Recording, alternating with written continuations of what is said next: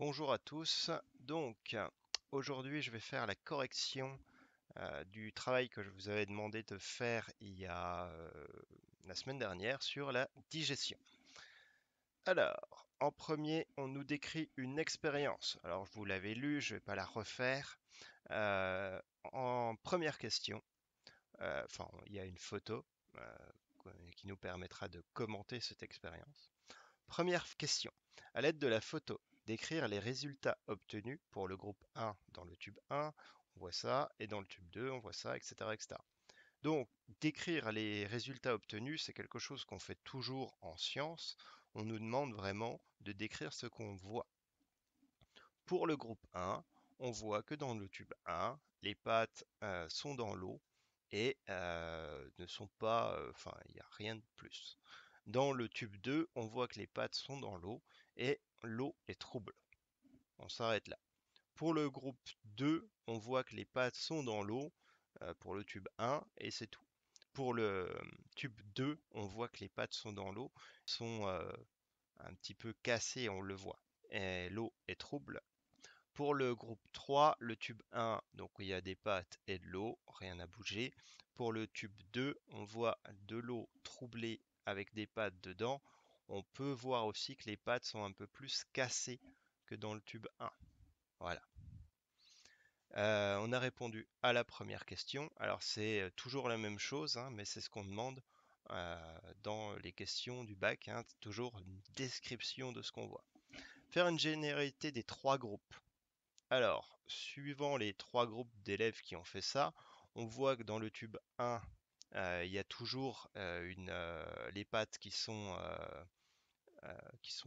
bien, qui n'ont pas bougé, et que dans le tube 2, alors à différents niveaux, l'eau est troublée, les pattes ont été cassées, on peut dire digérées, euh, et que les petits bouts de pâte sont mis dans l'eau, ce qui trouble l'eau. Ensuite, on nous demande de poser une hypothèse sur la différence observée. Une hypothèse, donc, c'est une question auquel on pourrait répondre avec cette expérience. La question qui me vient en tête, alors il pourrait y en avoir d'autres, mais celle qui est vraiment pertinente par rapport à cette expérience, c'est est-ce que les sucs digestifs aident à digérer les pâtes? Pourquoi? Parce que c'est la seule chose qui change entre les deux expériences. On est d'accord. Euh, Est-ce qu'on pourrait répondre à cette question? Oui. Euh, du coup, la réponse est évidemment oui. On voit que ça digère les pâtes.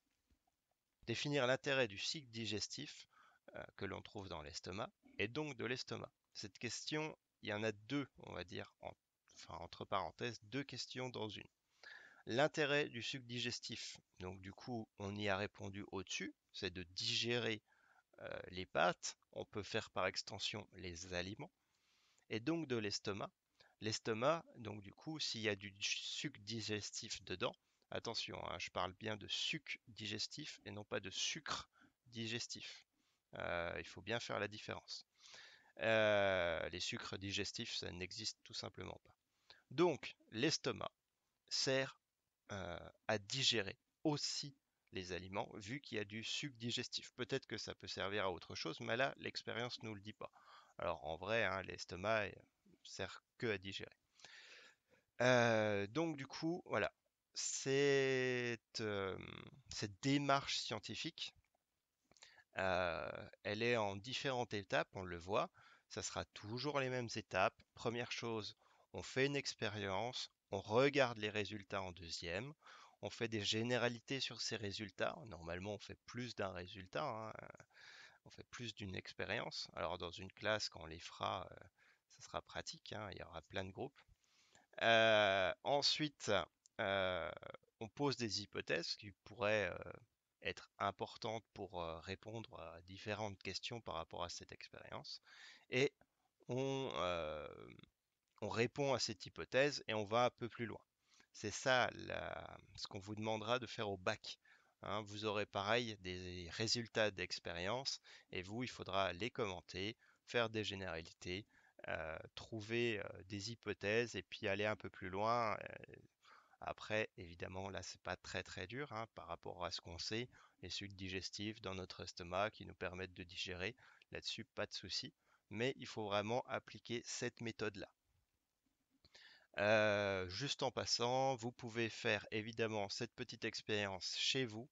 Alors, vous ne prenez évidemment pas des sucs digestifs, mais ça marche très bien avec de la salive. Ça prendra juste plus de temps, pas une heure, sûrement un jour. J'ai pas fait l'expérience moi-même, mais voilà.